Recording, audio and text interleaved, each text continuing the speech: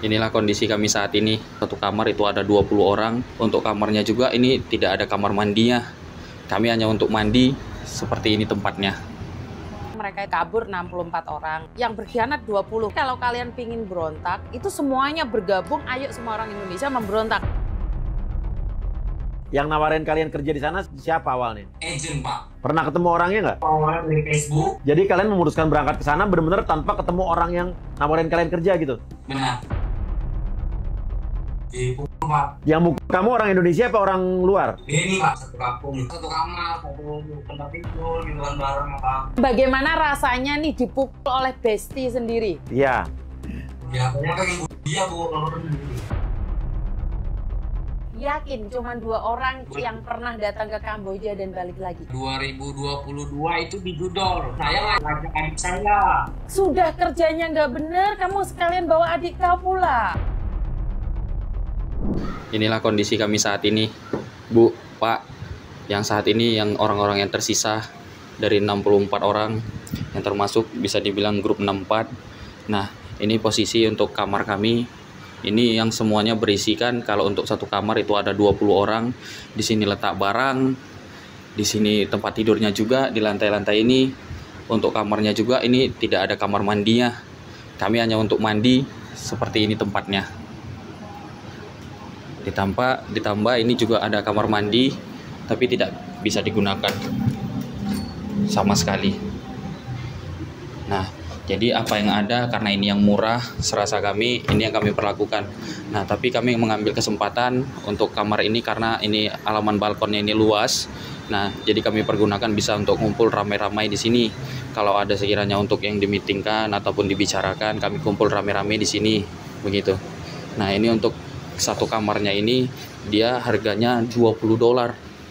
$20 untuk satu malamnya. Jadi inilah yang bisa kami pergunakan untuk menghemat uang setiap harinya, menampung teman-teman yang lain sekiranya bisa tidur lah, bisa istirahat. Oke, kemarin sempat ada berita yang kita dapat, 64 orang melarikan diri dari perusahaan scam di Kamboja.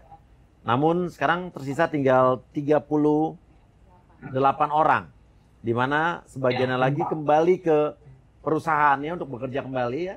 Karena ditawari gaji lebih ya. Dan yang 8 orang sudah pulang ke Indonesia ya. Oke. Oke, sekarang berarti kita bersama 38 orang di sana Mas ya? Benar, Pak. Ini di Kamboja ya? Tempat yang Mas di bawah, Mas sakit. Jadi nggak bisa ikut, Pak. Oke, ini di Kamboja berarti sekarang ya? Benar, Pak. Oke, dan kembali lagi bersama saya Uya Kuya. Ya, sekaligus juga anggota DPR RI Komisi 9 dari fraksi PAN, Partai Amanat Nasional, di LBU Lembaga Bantuan Uya. Bersama Miss Yuni juga, aktivis dari Hong Kong ya, aktivis PMI, Unit TKW Hong Kong namanya. Dan kita sudah banyak sekali ya menerima aduan soal Kamboja ini. Dari termasuk yang kita pulangkan, sampai yang masih ada di sana, dan kok makin kesini makin banyak ya Miss ya? Oke. Ini gimana Mas Uya? Karena kemarin seperti yang kita udah bahas ya berkali-kali. Kemarin yang dipulangkan oleh pemerintah itu ada 564 atau 554 ya. Dipulangkan ke Indonesia. Itu pun bukan dari Kamboja, itu dari Myanmar. Ya. Betul. Dan yang berangkat itu ribuan. Bagaimana mungkin kita bisa memulangkan? Dan ini saudara-saudara kita ini ada 64 orang. 20 kembali lagi ke perusahaan scam. Yang 8 sudah pulang Indonesia. Tersisa 38 orang. Nah, kenapa yang 20 ini kembali lagi? Padahal mereka itu ada kesepakatan bareng pergi gitu loh. Nah, inilah kurangnya solidaritas orang Indonesia. Iya. Benar nggak sih, Mas? Benar. Oke, gimana ceritanya Mas? Benar. Kalian ada di sana, terus kabur, terus gimana ceritanya awalnya? Nah, jadi Pak Bu, karena sebelumnya memang kami di bekerja itu ya awal itu memang di besar. Nah, itu semua itu dari mulai keberangkatan sampai ke pulangnya itu semua dulu. Namun pada saat kami sudah menjelang memasuki 6 bulan bekerja, itu kami kabarkan bahwasanya kalau untuk kita itu diurus tapi potong gaji. Oke, ya. Kalau untuk gaji setiap bulan, aku menerima sekiranya itu ada 800 miliar. Ditawarin gajinya awalnya berapa? Ditawarin gajinya itu sampai 10 lebih. 10 juta lebih ditawarinnya. Bekerja sebagai? Iya.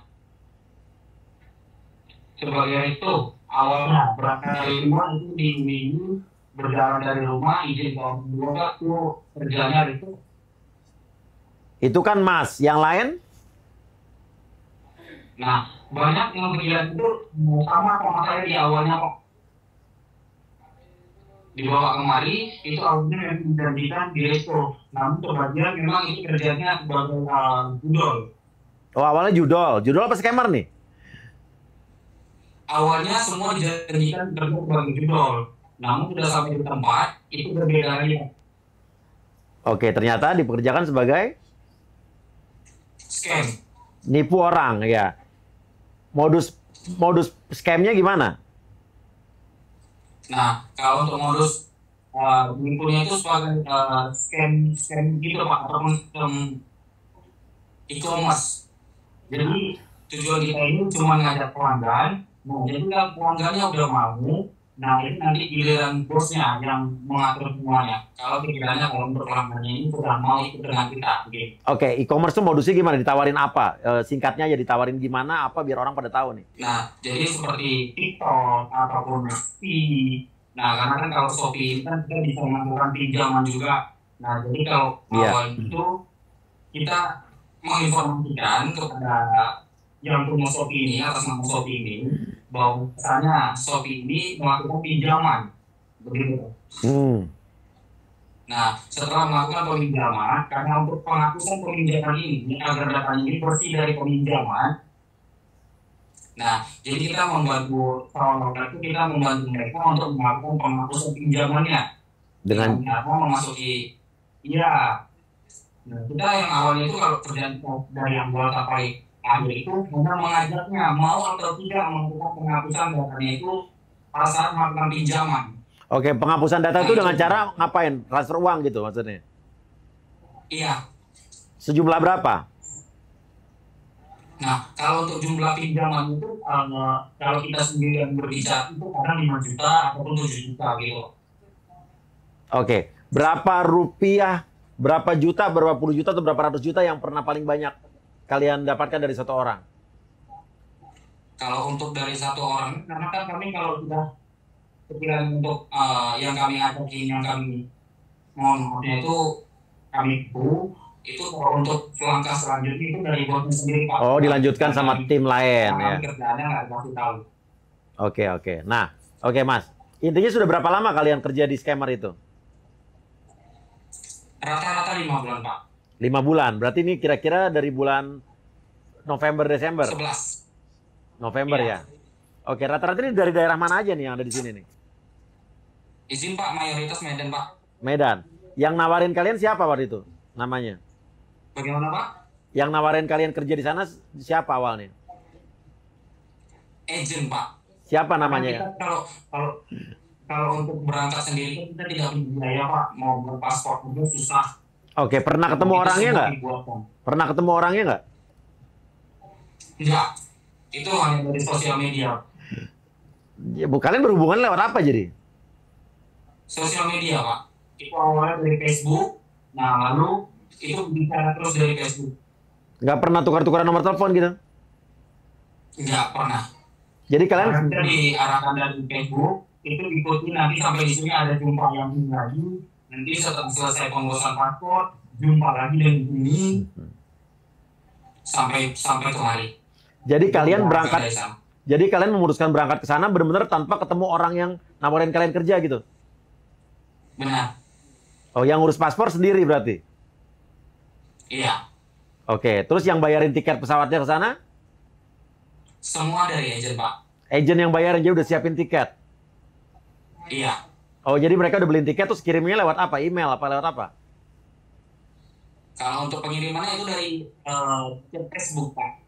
Dari Facebook. Semua sama di sini? Iya. Ada nggak yang dari kalian yang di sini yang pernah ketemu orang yang berangkatin atau nawarin kalian kerja berangkat? Nah, jadi karena kami ini kan kemudian baru bersama selama 5 bulan kayak. Iya. Nah, pada saat kami keluar sama-sama, itu kan kami tinggal. Nah, saya kira itu kan ada nggak yang pernah sebelum, karena kan kita ditipu juga Pak kemarin. Banyak dari kita ini yang kemarin sampai sini itu, dan itu sebenarnya bukan dari scammer langsung ngomongnya, itu dari kerja di resto Pak. Di Iya. Indonesia. Oke. Nah, ada yang office boy, ada yang sebagai resto, atau ada yang sebagai pegawai kilang. Nah, sampai di Malaysia, karena sebelumnya kan kami juga cerita Pak. Nah, sampai di sini itu kenapa gitu kan? Nah, jadi memang berbagai-bagai alasan, ataupun berbagai memang yang sudah ditipu, karena kami sampai sini begitu Pak.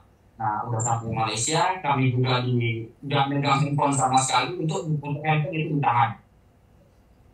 Oke. Dan Nah, pertanyaan saya adalah, ada nggak yang kalian yang ada di sana yang pernah ketemu dengan orang yang nawarin kalian berangkat gitu? Ada nggak? Coba saya nanya. Siapa? 1-2 Pak. Siapa di situ Karena ada? memang dari keting sisa ini sama sebelumnya saya sudah katakan juga itu tidak ada yang pernah jumpa dengan ibunya masing-masing Pak. Tapi yang 1-2 itu siapa yang 1-2? Itu udah kembali ke kantor Pak. Oh, sudah kembali ke kantor, pulang, kembali lagi ke tempat kerja scammer ya? Iya benar Pak. Oke. Ya. Oke, sekarang saya mau tanya singkatnya, kalian kabur tuh kenapa? Emang ada apa kalian kabur tuh? Diapain kalian di sana? Nah, kami memiliki target Pak setiap bulannya. Kalau tidak sampai di targetnya, nah itu kadang ada yang disiksa. Nah, setelah selalu dijual ke kantor lain. Nah, begitu juga jadi kami tidak tahu menjadwal kami kapan kami sampai sekiranya itu bisa pulang ke Indonesia. Itu yang pertama. Oke, terus? Nah, yang kedua, memang dari awal itu diumumkan dari perusahaan, memang visa kami tidak diurus Pak. Visa tidak diurus. Itu Oke. visa ataupun dari stay. Oke, dan kalian tahu kan kalau misalnya kalian pergi ke satu negara tanpa visa kerja cuman sebagai turis, Benar. itu ada batas waktunya. Entah 30 hari, Benar. entah sebulan kurang, sebulan lebih. Kalau lebih dari itu kalian tetap ada di sana, artinya kalau kalian keluar dari negara tersebut harus membayar denda overstay. Tahu ya? Benar. Oke, dan artinya kalian di sana masuk sebagai tetap turis ya. Iya benar Pak. Ya tidak ada visa kerjanya. Nah, akhirnya Iya. di antara kalian ada yang pernah disiksa nggak di sana? Ada Pak. Siapa yang mana? Ini salah satu teman saya yang sudah pernah disiksa Pak. Diapain kamu? Gara-gara apa? Ya, di Pak. Apa stick seperti itu Pak. Ya, di belakang, kaki. Nah, saya berempat gitu. Gara-gara apa kamu keluar? Oh, pengen keluar, terus? Ya, mundurkan diri. Cuma nggak dikasih. Ya. Yang mukul kamu orang Indonesia apa orang luar? Ya, satu pasti itu saya. Kita punya lagi orang Cina. Oke, leader kamu orang Indonesia. Iya. Siapa namanya? Denny Pak, Denny. Benny. Iya orang Medan Pak. Nama asli apa nama samaran di situ? Kurang tahu juga. Tapi Denny. Denny. Ada fotonya nggak? Ada Pak. Kasih lihat saya sekarang mana. Tapi yakin kamu dia mukulin kamu ya? Iya Pak, yakin Pak. Mana orangnya? Sampai sekarang masih ada bekas lukanya nggak? Kalau bekasnya itu udah kurang. Wah, ini sih hitamnya masih agak lebam. Oke. Oke. Sekarang udah 6 bulan atau 5 bulan gitu.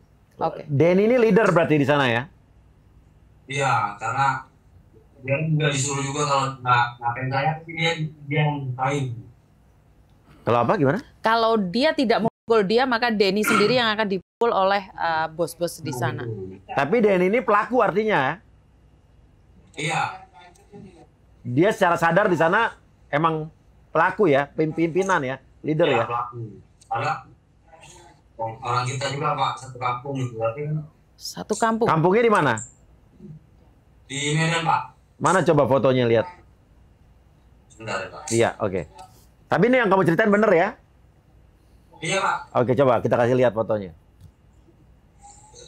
Satu kampung kalau boleh tahu kampung mana? Dia di Tandang Hilir, Kecamatan Parangkorak, Serdang. Oke, Deli Serdang. Deli Serdang, oke. Ya. Oke, di sini yang dari Medan ada berapa orang sih? Kalau boleh tahu berapa orang totalnya yang di Medan? Dari Medan. Kalau dari Medan banyak Pak. Kalau saya sih dari Jakarta, tapi ke Medan dulu karena kampung Medan. Oke, saya ingin tahu biar menjadi atensi untuk pemerintah yang ada di Medan, berapa orang yang saat ini di situ ada 38 orang, berapa orang yang dari Medan? 20 dari Medan. Oke, yang 18 berasal dari mana? Itu ada Lampung, ada Jakarta, ada Bandung. Oke. Dan 2 itu dari Manado. ini sekarang kalian tinggal di mana berarti ini maksudnya? Mana coba? Yang baju biru, Pak. Maaf, baju biru, Pak. Baju biru. Yang sebelahnya siapa itu? Di sebelah saya, Pak. Oh iya, sorry nggak kelihatan. Itu lagi fotonya ngapain sih tuh ceritanya? Berpelukan itu bestie ya kalian ya? Selfie bestie ya? Namanya teman sebaya gitu kan.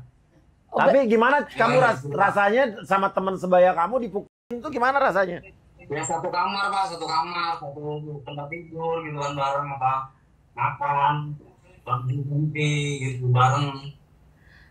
Makanya bagaimana rasanya nih dipukul oleh bestie sendiri? Iya. Ya, kayaknya pengen dia, Bu. Tapi waktu dia mukulin kamu tuh bilang apa dia sama kamu? Nggak ada bilang, ya cuma ngajak saya, ayo ikut kayak gitu kan. Terus saya pikir saya mau bawa makan surat resign atau bagaimana, tapi saya bawa ruangan dan di situ sudah ada Cina orang Cina. Iya.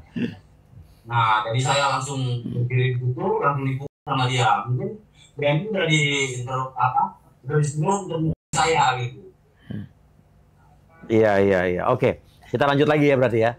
Oke, akhirnya kalian kabur tuh gimana ceritanya? Bisa kabur tuh gimana? Kalian kompakan kabur rame-rame apa satu-satu? Ya, kami kompak, Pak.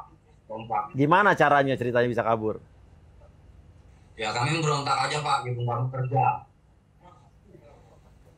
Mendadak nggak mau kerja. Oke. Jadi kan kalau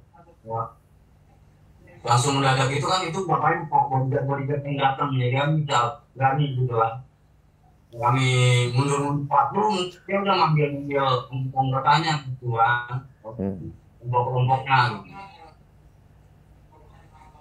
Terus kamu waktu mogok itu bukannya pada pengawal-pengawalnya petugas keamanannya marah nggak pada melakukan apa-apa sama kalian?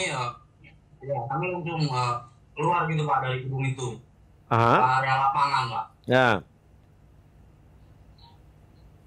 Ini di Kamboja kalian waktu itu kan? Iya, Pak. Bukan Myanmar ya, Kamboja ya? Bukan, Pak. Di daerah mana Kambojanya pada saat itu? Phnom Penh, Pak. Phnom Penh. Alamatnya masih ingat di mana? Masih, Pak. Di mana? Phnom Penh, Kampung Peru, namanya itu Manggok, Pak. Nama perusahaannya apa waktu itu? Perusahaannya nggak ada, Pak. Cuma nama lantarnya, nama ininya, Pak. Oke, terus habis itu kalian kaburnya gimana tuh dari situ? Ya, kami keluar langsung aja, Pak, gitu. Pertanyaan saya, kenapa Langsung kalian ke- bisa sekompak itu nih? Kalau kalian kompak kan kalian bisa menerjang badai. 64 orang nih bisa kabur. Lah, kan kalian bersatu untuk teguh nih. Ya. Kalian udah keluar nih semuanya. Nah, kenapa tiba-tiba yang 20 balik lagi? Terasa terhianati atau kalian bagaimana nih? Yang 20 kan kembali. Kenapa kalian tetap ingin melarikan diri? Nah, jadi gini, Bu, sebelum kami melakukan yang namanya berontak itu, kami intinya belum kumpul, Bu. Kompromi, tukar pikiran, gimana yang bagusnya. Karena kalau kita tidak mendapatkan target, itu akan lebih banyak lagi nantinya korban seperti penyiksaan apapun dijual ke perusahaan lain, Bu. Oke, terus kalian mengambil keputusan untuk kompak. Iya, benar. Karena semua ini kami 64 orang ini udah seperti saudara sendiri. Nah, jika kehilangan teman satu saja mungkin udah menggunakan hati semuanya gitu, karena sudah terbiasa bersama gitu. Nah, jadi pada saat malam kami sudah berkumpul, kami berpikiran, kami cerita-cerita, dan memutuskan untuk besoknya jangan sampai ada yang masuk lagi. Oke. Nah, dari situ kami usahakan jangan sampai masuk lagi, dan itu hari juga harus keluar dari tempat itu. Oke, tidak ada yang menghalangi tuh petugas keamanan. Tidak Pak, karena tugas mereka itu untuk wilayah di situ, tidak untuk setiap gedungnya. Kita memang keluar baik-baik. Pagi itu di jam 9, kami coba ke depan gerbang untuk keluar semua. Setelah kami keluar, itu kan masih diproses atau masih ditahan, begitu Pak. Setelah selesai ataupun kami tidak diperbolehkan, itu kan kami lawannya itu tidak diperbolehkan untuk keluar. Iya. Sebab mungkin cara pandang yang berbeda. Kami hanya ingin keluar dengan secara baik-baik tanpa penipuan ataupun perundungan, gitu Pak. Namun pikir hati kita tidak tahu kalau pikiran Cina berbeda-beda Pak. Nah, jadi pikir hati mereka kita ini suatu pemberontak yang hanya ingin mencari masalah, kumpul di luar gerbang ataupun di dalam gerbang untuk membuat masalah. Kami tidak seperti itu Pak. Oke, akhirnya kalian pergi keluar ya? Iya. Nah, kalian di luar ini udah berapa lama bersama-sama? Ini jalan 1 minggu Pak. Kami dari Sabtu kemarin Pak. Oke, kalian tempat pertama yang kalian datangi apa waktu itu? KBRI Pak. Oke, sudah mengurus apa saja di KBRI? Itu mengurus yang namanya SPLP. Iya, pengganti paspor ya? Iya. Karena paspor kalian ditahan pasti kan? Iya. Oke, SPLP sudah diurus? Sudah Pak. Oke, terus sudah dapat? Belum Pak. Belum keluar Pak. Karena itu masih kami berfoto Pak. Untuk SPLP. Oke, harus ikuti prosesnya. Selanjutnya? Nah, mungkin menunggu kabar dan itu mungkin hari Senin kalau tidak ada kabar lagi itu SPLP-nya akan keluar gitu Pak. Iya. Saya juga tidak tahu SPLP-nya akan keluar. Ya kita hanya menunggu Pak. Nah, di samping kita menunggu itu yang akan kita pikirkan untuk setiap hari itu kita makan seperti apa. Nah, untuk membayar sewa tempat kita seperti apa. Nah. Itu alhamdulillahnya Iya. dulu tadi izin ini ya. Iya. Terima kasih sebelumnya sudah memberikan bantuan untuk kami. Ini Iya. kami pergunakan uangnya untuk sewa kamar selama 5.000. Oke, jadi mereka itu hari ini telepon Iya. saya Mas Uya karena saya dengar mereka itu kabur 64 orang dan Iya. yang berkhianat 20 Mas Uya. Makanya hati saya adalah miris sekali. Sebenarnya kalau kalian pingin berontak, itu semuanya bergabung, ayo semua orang Indonesia memberontak. Semuanya kalau yang tersisa itu di tempat itu semuanya berhenti kerja. Kalau disiksa semua. Nah, kenapa sih kita menjadi nggak kuat Mas Uya? Iya. Ya karena satunya A, satunya B, satunya C. Jadi yang diambilin satu-satu. Kayak seperti Rizal, tubuhnya besar, bertato. Kalau menghadapi 1 orang, 5 orang kan kalah. Lah ini kan 60 orang, kalau diajak perang aja gitu loh maksud saya. Kompak. Nah, saya salut ini dengan mereka. Mereka benar-benar menyatakan ya udah perang aja. Tetapi yang 20 ini balik. Nah, pertanyaannya kenapa kalian itu yang 20 lagi balik tuh gimana ceritanya? Nah, jadi gini Pak, saya juga nggak habis pikir ya. Karena kan sebelumnya kita sudah konfirmasikan secara merembukan untuk ketemuan. Ini kan sudah ada semuanya, temannya 64 ini. Makanya kita sampai di sini 64 orang. Satu hari kita tinggal di sini, satu persatu itu kembali. Satu persatu. Mereka mendapatkan iming-iming yang lebih di luar pikiran lagi.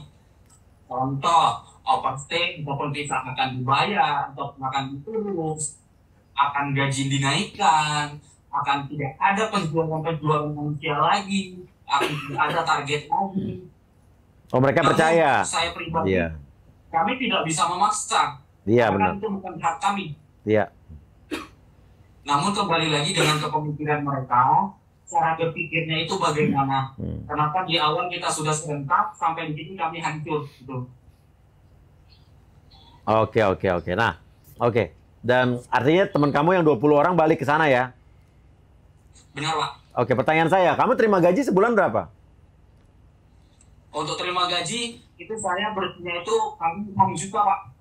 Di mana itu? Karena yang dikirim ke rumah itu 4 juta. Oke, 6 juta tuh cash apa ditransfer ke rekening kalian di sana? 4 juta langsung dikirim, Pak, ke rekening. Terus? Nah, untuk pegangan itu selama 1 bulan itu saya pribadi saya memegang $100 saja untuk hubungan sama bulan. Yang penting untuk gaji itu dikirim ke rumah, sekiranya itu kan bisa digunakan untuk bayar sewa rumah ataupun untuk makan sehari-hari gitu Pak. Oke, jadi kamu terima bu gaji total tiap bulan tuh berapa maksudnya untuk baik yang dikirim ke rumah ataupun yang kalian terima? Tidak menentu Pak, tidak menentu. Paling sedikit berapa? Itu semua tergantung dengan omset Pak, target. Oke. Kalau tidak dapat target, ada yang gajinya cuma $300. Kita tahu sendiri kalau $300 itu cuma 4.500.000. Ya.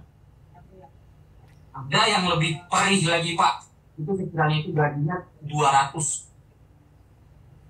Oke, artinya kalian tiap bulan terima gaji tergantung omset kalian menipu berapa banyak itulah kurang lebih gitu ya. Pendapatan Pak.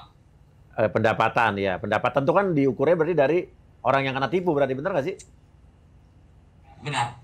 Benar ya, oke. Itu sasarannya orang yang kena tipu tuh orang-orang Indonesia berarti ya? Iya, benar Pak. Rata-rata perempuan apa laki, Mas? Kalau dirata-ratakan sama Pak, semua. Pekerjaannya rata-rata apa yang kena tipu itu? Shopee. Oh nggak, maksudnya pekerjaan korban-korban itu rata-rata apa backgroundnya? Pelajar, PMI, atau mahasiswa, ibu-ibu rumah tangga?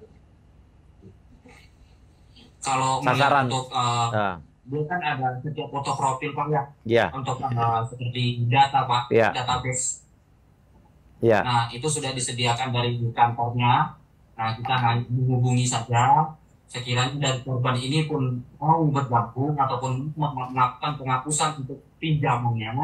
Nah, itu sudah selesai, itu langsung diurut dari bosnya sendiri Pak. Untuk bedakan. Oke. Gimana, Miss? Ya. Berarti memang mereka itu sudah ada sistem ya Mas Uya. Saya tidak tahu orang Indonesia yang berkhianat menjual database ini ke Kamboja atau mereka mendapatkan sendiri. Kan nggak mungkin database-nya pengguna Shopee bisa kemana-mana. Ini kan mereka berbasis sama Shopee. Jadi buat teman-teman pengguna Shopee itu sebenarnya bukan Shopee-nya yang salah. Iya. Jadi database-nya itu bocor dan akhirnya mereka mendapatkan informasi tentang kita terus dikelola oleh Kamboja dan akhirnya peluang untuk menipu. Dan inilah yang kenapa saya bilang cukuplah menjadi beban keluarga, jangan menjadi beban negara. Ini pertama. Tetapi kalian itu menyusahkan banyak orang, Mas Uya. Kebayang nggak sih mereka itu saripatinya dibawa ke Kamboja? Bisa jadi 5 tahun ke depan, 10 tahun ke depan Kamboja itu lebih jaya dibandingkan dengan Indonesia. Karena anak-anak mudanya masa produktif mereka itu dibawa ke Kamboja. Giliran itu semper semuanya, kakinya udah nggak bisa jalan, ginjalnya udah nggak ada, mereka pulang Indonesia. Nah ini menarik nih, Miss. Pertanyaannya saya tanya sama kamu. Di sana waktu kamu kerja, ada nggak orang-orang yang Kamboja di situ jadi kerja seperti kalian? Enggak. Nah, ini kan satu fakta bahwa orang-orang Kambojanya sendiri tidak kerja di situ gitu kan? Nah ini yang saya katakan penjajahan yang kita mau dijajah Mas Uya. Iya. Dan ini yang tidak disadari oleh pemerintah dan juga masyarakat. Kalau zaman dahulu kita selalu bentrok sesama Indonesia. Tetapi kalian lupa, kalian tuh masa produktifnya dibawa ke negara lain. Beda dengan negara-negara seperti Korea, Jepang, Hong Kong. Masa produktif kalian di luar negeri tetapi hasilnya kita bawa ke Indonesia. Bisa berkembang di Indonesia. Ini enggak Mas Uya, mereka masa produktif di luar. Dan mereka sakit dibawa pulang. Iya. Ada apa ini dengan negara kita gitu loh. Benar. Generasi ini akan menjadi generasi trauma. Generasi penuh ketakutan. Generasi yang akan hanya taunya balas dendam. Karena mereka disakitin di Kamboja. Yang menyakitin siapa? Dia menyakiti keluarga sendiri. Dia menyakiti tetangga sendiri. Yang mukul kamu siapa? Tetanggamu. Iya. Kan trust issue, akhirnya mereka tidak percaya sama siapapun. Bagaimana dia mempercayai negara Indonesia sama tetangga aja nggak percaya? Ya. Nah, sekarang apa yang kalian mau tuh apa sekarang? Nah, izin sebelumnya kalau keinginan dari kami semua Pak, kami tidak minta apa. Yang penting kami bisa pulang ke Indonesia secepat mungkin. Oke, kalian punya tabungan juga kan? Kalau untuk tabungan kami semua nggak punya tabungan apa-apa. Nah itu gaji-gaji kalian dari yang lalu itu sudah dipergunakan di sini semua untuk biaya tempat tinggal, untuk makan sekali. Nah uang yang kalian kirim ke keluarga ke Indonesia? itu dipergunakan untuk sehari-hari juga Pak. Karena gini, Mas, kayak negara misalnya, negara memulangkan yang dari Myanmar, dari Kamboja, apapun itu kalau memang terbukti mereka adalah korban TPPO. Korban TPPO itu harus memenuhi 3 unsur, ya kan? Nah, artinya negara berhak bisa memulangkan. Gitu kan. Karena kalau memang kalian tidak terbukti adalah korban TPPO, ya sulit juga mungkin untuk pemulangannya memang sangat harus sulit. mandiri. Dan di pemerintah Kamboja sendiri tertulis nih, mereka akan membantu administrasi, tetapi untuk pemulangannya harus pakai biaya sendiri. Dan kenapa Mas Uya? Baru hari ini mereka telepon saya sebenarnya. Dan itu menjadi atensi saya secara pribadi. Saya nggak ada niatan ke sini ya tadi sebenarnya. Tetapi karena ini saya cuma minta atensi kepada daerah nih, khususnya yang ada di Medan. 20 rakyatmu itu ada di sana. Saya tidak tahu teredukasi kah, tidak teredukasi. Ini kan juga tanggung jawab dari pemerintah yang ada di Medan nih Mas Uya. 20 loh. 20. Ini yang saat ini ada di sini. Jadi mungkin menjadi atensi pemerintah Medan. Ini mau dibawa kemana nih? Pemerintah daerah Sumatera Utara. Ini kita tekankan pada pemerintah Sumatera Utara nih. Ini rakyatmu ini kenapa tidak teredukasi atau mereka yang ngengkel sendiri? Kalau mereka ngengkel sendiri ya udah nggak apa-apa. Tetapi kalau mereka tidak teredukasi kan itu tanggung jawab negara juga, Mas Uya Kuya. Nah, ini kenapa saya bawa ke tempatnya Mas Uya Kuya ini sebagai atensi buat pemerintah daerah untuk mengedukasi rakyatnya. Pertama, dan yang kedua, ini menjadi contoh buat teman-teman yang lain bahwa saat ada di Kamboja nggak ada yang bisa peduli sama kalian. Jadi jangan bilang gajimu 15 juta atau 100 juta, Mas Uya. Ini loh saksinya, 64 orang. Kedua. Dan ketiga, tadi karena saya sudah bilang sama mereka, nggak bisa saya memulangkan 38 orang, Mas Uya. Saya juga bilang sama mereka, Mas Uya juga nggak mungkin dong kita mulangkan. Jadi apa yang saya bisa lakukan tadi, saya cuma bisa ngirim uang, berapa tadi? 5 juta ya, Mas Rio ya? 5 juta, Bu. 5 juta itu hanya untuk menyambung hidup aja, bertahan hidup aja. Dan saya baru tahu nih, karena tempat tinggal itu ternyata mereka nyewa. Berapa per bulannya? 1 hari $20, Bu. $20 Amerika. $20 berarti berapa? 300 ribuan lah. 300 ribu rupiah ya. 1 hari loh. Iya. Dan mereka ada di situ sudah 1 minggu. Kebayang nggak berapa lama mereka ada di situ? Jadi gini Mas, mungkin yang bisa saya bantu adalah sekarang kasih datanya ke Miss Yuni, nanti kasih ke saya. Saya coba teruskan ini ke Kementerian Luar Negeri. Nanti kita akan lihat bagaimana tanggapan dari mereka. Ya, tapi intinya gini, yang bisa saya lakukan adalah mengawal agar kalau kalian ngurus-ngurus apa-apa di KBRI segala macam diurusin, intinya itu aja. Ya, kalau untuk masalah pemulangan kan memang dalam arti kata juga harus ada kewajiban-kewajiban yang kalian bayar juga, kayak denda keimigrasian, kayak overstay dan lain sebagainya. Dan memang itu tidak bisa dihilangkan gitu ya. Jadi mereka saat ini masih terkendala dengan paspor nih. Dan tadi ada yang bilang untuk biaya paspor 1 juta lebih ya, benar nggak sih? Benar, Bu. Oke, jadi gini, SPLP setahu saya kalau di Kamboja itu memang berbayar, tapi jumlahnya tidak 1 juta. Paling kurang lebih 100 ribu setahu saya ya. Koreksi kalau saya salah nih, kalau ada yang nonton. Ya. Dan itu bisa dinolkan kalau memang yang mengajukan itu terbukti korban TPPO dan lain sebagainya. Nah, hati-hati. Di Kamboja itu juga banyak orang-orang yang mengaku orang kedutaan, orang KBRI, padahal itu oknum. Ya, nah saya tanya, yang bilang duit 1 juta itu siapa? Nah, karena gini Pak, kalau untuk uang biaya SPLP-nya aja itu $27. Untuk surat kehilangan 20, untuk surat SPLP-nya itu $7. Oke, yang bilang tadi 1 juta siapa ya? Saya. Oh, kenapa jadi 1 juta? $27 itu saya kalikan itu 500.000 rupiah. Iya, hampir 500.000. Oke, terus? Ya. Untuk $30-nya itu setelah kami nantinya sampai di imigrasi, Pak. Karena dari kedutaan sendiri berbicara itu akan ada biaya nanti setelah memasuki imigrasi. Oh iya, $30. jadi bukan biaya SPLP-nya 1 juta ya? Bukan. Oke, tapi gini Mas. Untuk SPLP-nya aja dia 500.000, namun kalau udah di total itu 1 juta. Oke, gini. Saya kasih hotline-nya KBRI Phnom Penh, biar Mas tidak salah ketemu orang ya. Nih, dicatat aja. +855 12 813 813 282. 282. Ini hotline buat perlindungan warga negara Indonesia di KBRI Phnom Penh. Mas hubungi situ ya. Nanti ikutin prosedurnya. Baik. Kalau ada kesulitan hubungi saya atau Miss Yuni. Oh, baik. Nah, jadi gini.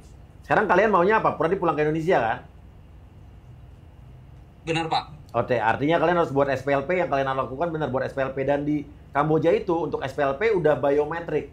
Jadi yang bersangkutan harus datang ke sana untuk foto cap jari dan lain-lain sebagainya. Benar. Ya, udah dikasih Ya, tahu benar, soal Pak. itu? Tadi sudah berjalan. Sudah berjalan.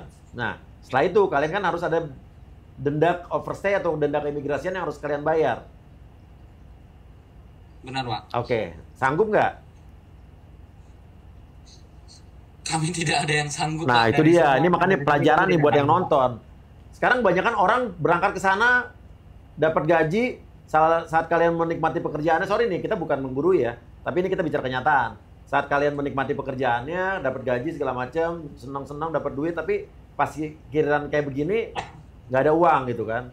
Nah, artinya buat pelajaran yang lain, jadi tidak seindah yang kalian bayangkan berangkat ke luar negeri.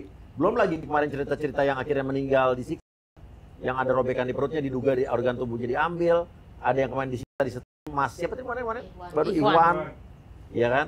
Nah, tapi gini Mas, untuk tiket pesawat kalian sudah lihat berapa harganya? Kalau itu pun saya kalau untuk tiket pesawat, Pak, tidak bisa dipastikan semua bisa membelinya, Pak. Begitu. Iya. Kalian harus jujur sama saya nih ya, harus jujur sama, kalau mau saya bantu harus jujur sama saya. Ada nggak? Jangan karena biar bagaimanapun nanti kalian akan diidentifikasi dan akan di pihak Kementerian Luar Negeri, KBRI akan mengklarifikasi kalian. Jadi kalian harus jujur dulu sama saya. Ada nggak di antara kalian yang sebetulnya tahu berangkat ke sana bekerja sebagai scammer atau judol? Jujur dulu. Oke, karena gini, nanti setelah kita serahkan datanya Mas Uyakuya, jadi itu Iya. yang menentukan apakah kalian korban TPPO Iya. atau bukan itu adalah pemerintah. Iya benar. Jadi itu pun harus ada jangka waktunya. Iya. 3 bulan sampai 6 bulan itu baru bisa mendapatkan keringanan dari pemerintah atau akan dipulangkan oleh pemerintah. Tetapi jika kalian setelah direview bukan termasuk yang Korban. TPPO, korban TPPO, kalian nggak bisa. Kalian harus pulang secara mandiri. Karena itu di awal kalian harus jujur nih. Oh enggak Miss, kalau saya memang dikasih tahu judol nih. Oh oke, nggak Nanti biar apa-apa. kita pikirkan gimana cara membantu kalian gitu loh. Betul. Jadi kita nextnya itu jangan tipu kita juga. Ini saya tahu kalau saya judal. Oh ya udah, kamu skip ini satu. Nanti Oh, kita saya nggak bantunya tahu. kita pikirin gitu loh. Tetap Ya. kita bantu, kita pikirin, tapi kita harus ada plan A dan plan B. Jangan nipu kita sebelum kita jalan nih. Kalau memang benar kamu korban TPPO, oke kamu ngaku. Kalau saya nggak, saya sudah dikasih tahu nih di judol nih, di scammer. Oke, kita sisihkan. Bukan berarti kita tidak peduli sama kalian. Tetapi kita cari plan B-nya. Iya, Karena kita kan- tetap pikirin. Iya, betul. Jadi nggak boleh ada tipu-tipu kita ya. Iya. Dan pertanyaan saya, di antara kalian itu, siapa yang datang kedua kalinya ke Kamboja? Ada, Miss. Siap berapa Siapa? orang? Berapa? 2 orang, Miss. Oke, 2 orang maju ke Dua depan, sakit, saya Miss, di pingin bawah. ngomong. 2 orang Sakit, siapa? Miss, di bawah. Oke. Oleh yang lagi sakit itu. Oke, dulunya sebelumnya bekerja sebagai apa di Kamboja yang sebelumnya? Judol. Judol. Nah, itulah yang saya bilang Miss kemarin di episode kemarin. Betul. Bahwa online scam itu, penipuan itu adalah pintu masuknya ya judol. Betul. Rata-rata orang yang bekerja di judol, habis itu lanjutnya ke scam.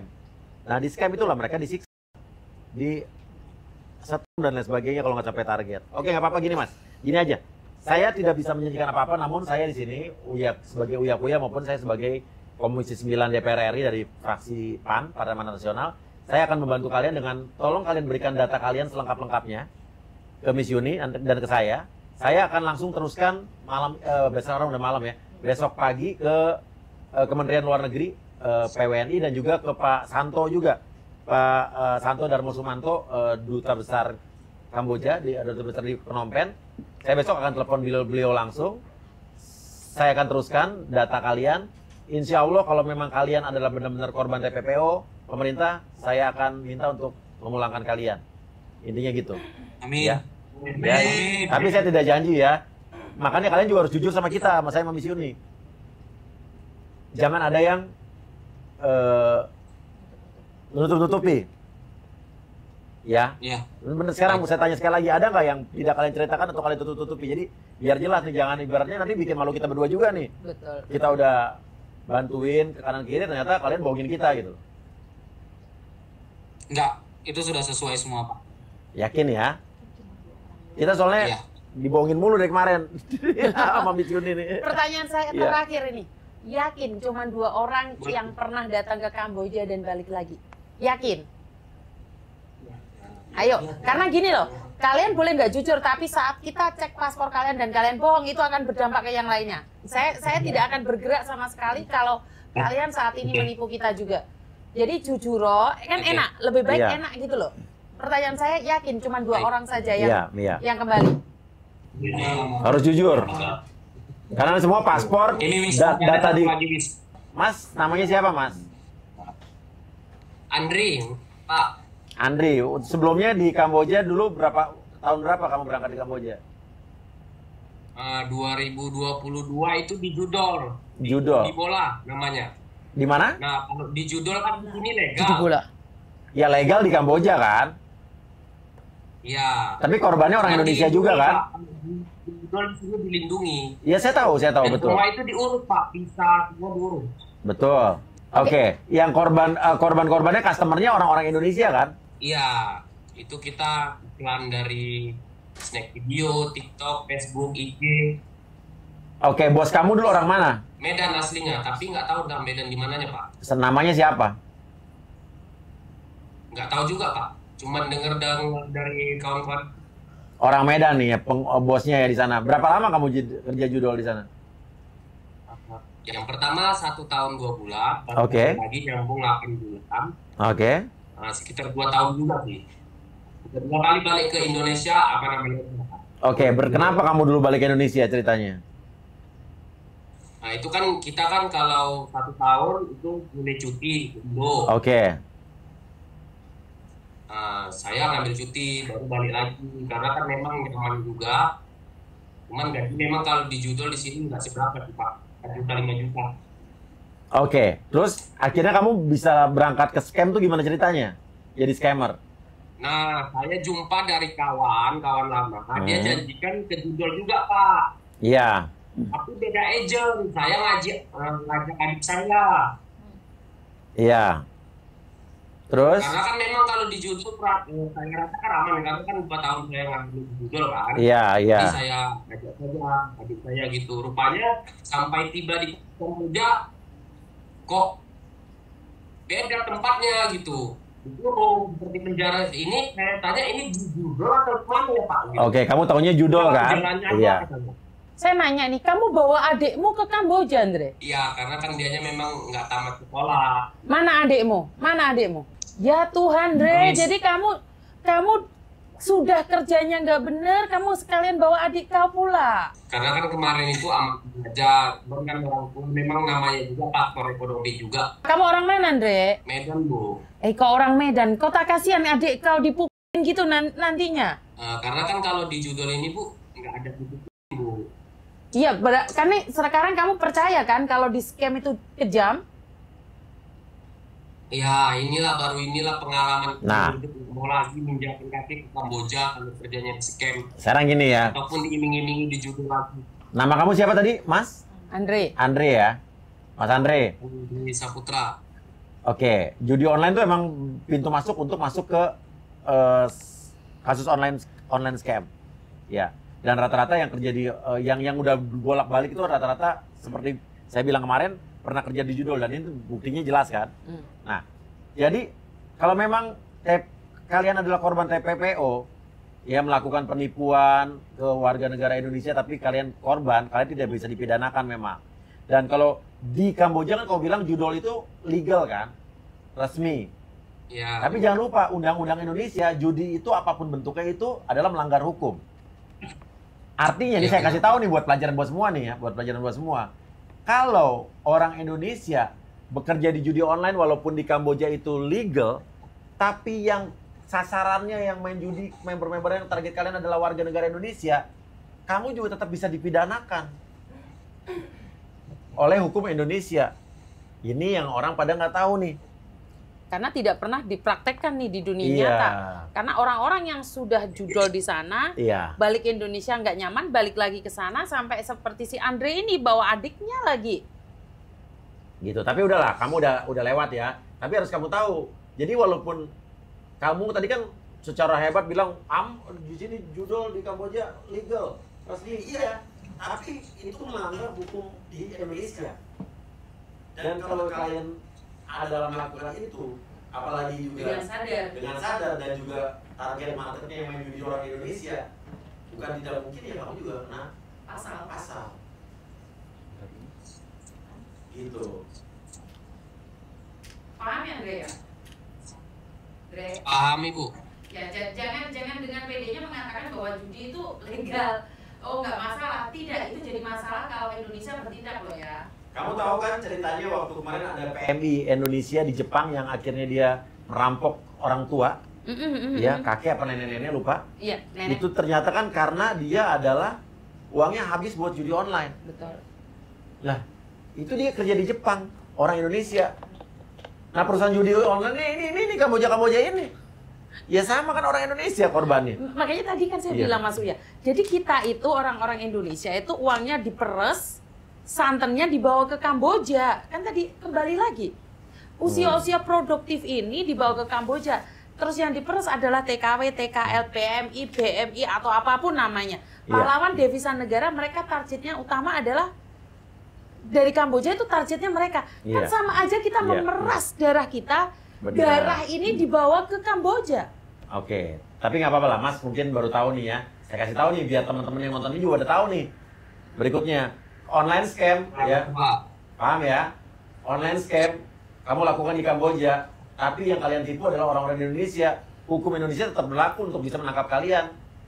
Ya entah kalau nggak bisa di sana ya pas di sini nanti. Pas datangnya. Iya kan? Iya kan? Betul. Nah, intinya begitu. Dan jangan lupa nih, dari 7.027 kasus online scam yang dipulangkan sama pemerintah Indonesia, ternyata cuma 1.500 yang terbukti benar-benar TPPO. Artinya 4.500 sekian itu adalah pelaku yang sadar. Betul. Ya, udah nggak apa-apa gini aja ya. Tadi pokoknya saya misiuni, kalian kasih datanya. Besok saya telepon Pak Santo, Pak Dubesnya, sama Kementerian Luar Negeri saya kasih data kalian. Nanti saya langsung atensi ke kedutaan, ya. Tinggal kita lihat bagaimana investigasi mereka terhadap kalian, ya. Nanti yang kalian harus jujur, ya yang emang korban TPPO syukur-syukur kalau dipulangkan negara ya, alhamdulillah secepatnya. Untuk yang bukan korban TPPO nanti kita pikirkan gimana caranya. Mungkin juga tambahan ya Mas Uya, karena ini gini loh. Anak-anak muda kita itu disengajakan di sana overstay sampai 5 bulan, seperti tadi Rio itu mengatakan bahwa 5 bulan nih. Overstay perharinya 10 kali 3 bulan, 5 bulan. Itu kan sudah menjadi pendapatan negara Kamboja. Sementara ngambilnya dari Indonesia. Nah, mungkin hanya keringanan untuk ini Mas Uya. Mungkin harus ada kayak MOU dengan pemerintah sana tentang penalti mereka overstay itu sih kalau pendapat saya, karena kalau mungkin biaya pulang kan seperti saya katakan Kamboja ke sini 3-4 juta juga besar sih bagi orang yang nggak punya uang, tetapi lebih berat lagi untuk yang Rio tadi hampir 900, hampir 1.000 lebih US dollar, berarti kan hampir 15 juta, 16 juta. Tapi saya nggak yakin nih, sorry nih mau nanya nih. Masa di sini antara sekian banyak orang nih nggak ada yang megang duit gaji kalian sih? Masih punya duit gitu? Ada yang pegang uang, Bu. Tapi kami sudah seminggu di sini itu ditukar untuk pegangan. Pertama kali kami membawa keluar badan kami dari tempat perusahaan, itu kami nggak digaji sama sekali, Bu. Oh, waktu keluar kalian sudah nggak bawa uang? Gaji terakhir karena kan kabur ya kan? Di sini semua untuk biaya bertahan hidup. Iya. Oke. Uang yang 5 juta saya kasihkan itu kira-kira nih mampu bertahan hidup berapa hari? Berapa lama? 4 hari, Bu, alhamdulillah. Karena harus nyewa tempat tadi ya? Benar, Bu. Ya udah nanti gini ya, besok saya telepon Pak Santo, duta besarnya, ya. Nanti coba kita pikirkan gimana caranya ya. Gitu aja ya Mas ya. Ya untuk sementara kan Tapi- kita nggak bisa janji Mas. Iya, Uya. benar. Karena seperti yang Ibu katakan, apakah masih ada ataupun ada atau tidak ada yang masih memegang uang? Nah, mereka itu yang udah pulang, yang ada uang, mereka mampu membayar overstay. Nah, mereka silakan pulang, kami tidak menahan. 8 orang. Oke, yang 8. Sisanya ini memang tidak punya uang. Iya, oke. Yang 8 orang pulang kemarin itu butuh berapa rupiah untuk bayar overstay denda keimigrasiannya? Satu orang. Paling besar 1.500, Pak. Berapa rupiah? Itu sekiranya itu ada di angka 25. 20 lebih, 23. Juta. Paling kecil itu udah berapa tahun di situ dia? Itu baru-baru datang, Pak. Kalau yang 1.500 itu sekiranya itu udah dari bulan 10, itu tidak diurus sampai sekarang. Oke. Ya udah. Oke, kita coba besok yang semaksimal mungkin kita kerjakan, tapi kita nggak mau janji muluk-muluk Mas ya. Iya, Ya. baik, Pak. Oke, Terima itu kasih, aja. Pak. Sebelumnya, Bu, makasih, Bu. Iya. Oke, sehat-sehat, jaga diri di sana. Tapi dijadikan pelajaran dan saya Amin. minta juga kalian ini berikutnya menjadi edukator-edukator atau orang-orang yang memberikan edukasi untuk orang-orang lain berbagi pengalaman supaya tidak berangkat ke sana dengan hal yang sama. Benar. Dan jangan sampai lagi Benar. nanti kalau kalian bisa pulang ke sini, kalian nongol lagi di situ, datang lagi, udah itu menyakiti Aku kita. tandai muka Iya, kalian. iya. Sebentar, itu ada Benar. ada berapa perempuan yang ada di situ? Untuk perempuan di sini ada berapa? 5. Nah, yang sakit 3, yang di atas 3, Bu. Oke, dan itu semuanya sudah menikah atau belum nikah? Yang cewek-cewek tersebut. Satu yang sudah, lainnya belum. Oke, dan berasal dari? Gabung, ada yang Medan, ada yang Jakarta, ada yang Bandung, ada yang Manado, sama Surabaya. Oke, Surabaya. Itu 5 cewek, Bu. Siapa Surabaya? Mana Surabaya? Surabaya mana kamu, Dok? Surabaya Barat, Miss. Barat mana? Daerah itu. Loh, rumahmu sendiri lupa ya apa sih kamu itu? Berapa lama kamu di Kamboja udah lupa sama tempat sendiri? Jangan katakan kamu nggak iso Jawa loh yo. Kalau saya aslinya Tulungagung. Oh, Tulungagung. Terus, Bapaknya di Surabaya. terus nama menetapnya di? Itu papanya Surabaya. Sebentar, Surabaya mana kamu? Dekat Narotama. KTP-mu mana? KTP Surabaya atau KTP Tulungagung? Tulungagung. Oh, ya nggak dapat, kita nggak bisa. Oke, jadi kalau kamu jangan ngaku Surabaya karena KTP-mu mana? Karena sehari-hari tinggalnya di Surabaya. Nggak boleh, kita berdasarkan KTP. Soalnya saya mau menuntut Surabaya ini sudah Mas Uya Kuya sudah telepon tim yang ada di Surabaya. Iya. Yang dari Jawa Timur cuman kamu satu aja. Iya. Yang Jakarta berapa orang Jakarta? Jakarta berapa orang? 7, Miss. Mana aja Jakartanya? Timur, utara, barat ada. Barat ya. Alhamdulillah daerah gua nggak ada. Berarti daerah gua bersih Aman, dari. aman. Oke, yang dari Nggak apa-apa. Tangerang ada Tangerang. nggak? Tangerang. Ada, Miss. Aduh, tempatku itu. Mana itu? Satu doang. Tangerang mana kau? Tangerang Selatan, Bu. Selatan mana? Tangsel mana ini? Tangsel. Saya dulu masih ada ibu bapak di Ciputat. Terus Ibu sekarang? bapak kan dari kecil saya tertinggal dua-duanya. Ciputat depan bicara Brimob, Miss. KTP-mu mana? KTP Tangerang Selatan. Tangerang Selatan. Oke, Mas Uya, punya Tangerang Selatan siapa? Oke, nanti kita cari deh pokoknya ya. Ya udah, yang Lampung nih mana? Lampung. Lampung mana? Lampung mana? Ini Lampung soalnya- Bandar Lampung, Lampung Tengah, Lampung Selatan, Lampung Tengah, Gunung Sugi. Lampung Tengah. Kalau Lampung Selatan bupatinya teman saya. Oke, Lampung Iya. Timur aman ya? Jember Utara. Iya, iya. Selalu ngomong gitu. Oke, jadi Lampung 1 ya, Lampung ya. Oke, Jawa Barat, Jawa Barat, Jawa Barat. Oke, Jawa Barat, Jawa Tengah. Jawa Tengah ada? Oke, Tidak ada, Miss. Jawa Barat, Mas Uya telepon KMD langsung. Iya, iya. KDM, KDM. Iya, iya. KMD. KDM ya? Oke. Kalau KMD, Kang Mulyadi Dedi. Iya. Ya, ya udah. Kalau gitu, Mas tetap kompak di sana ya, saling jaga, jangan terpecah belah, sehat-sehat, jaga kesehatan, ya. Nanti besok Mudah-mudahan saya. semua setelah mendapatkan kabar dari Iya. Miss ataupun dari Bapakku ya semua masih bisa bekerja sama sampai pulang semua. Ya, ya udah. Nanti datanya Miss udah dapat semua? Sudah dikirimkan ke Udah, timnya Miss Mas udah Uya. ya? Oke, ya udah. Oke, thank you. Dan nanti ada nomor telepon leadernya siapa yang bisa dihubungi ada ya? Mas Rio Rio. ya. Oke. Ya udah, Mas Rio leader. Leadernya, leader untuk pulang ya Mas Bukan Rio ya. leader untuk scammer ya, Mas. Insya Allah. Oh, ya.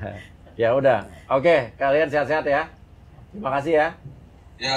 Oke. Iya. Assalamualaikum. Pak, Ya, Miss, sebelumnya terima kasih banyak. Ya, ya, ya. Sama-sama. Sama-sama. Kompak selalu Ya. ya. Ya. Amin, Oke. amin. Oke. Thank you. Thank you. Jaga diri di sana ya. Mohon izin Miss ya untuk permintaan kami. Yang penting kami bisa pulang ke Indonesia dengan selamat. Kalau izin bisa cepat itu Miss. Ya, ya. Oke. Oke, doa merubah segalanya dan tergantung amal dan perbuatan. Amin. Ya, oke. Oke. Thank you. Ya. Thank you. Terima Assalamualaikum. kasih. Yuk. Assalamualaikum. Kaulah pahlawan.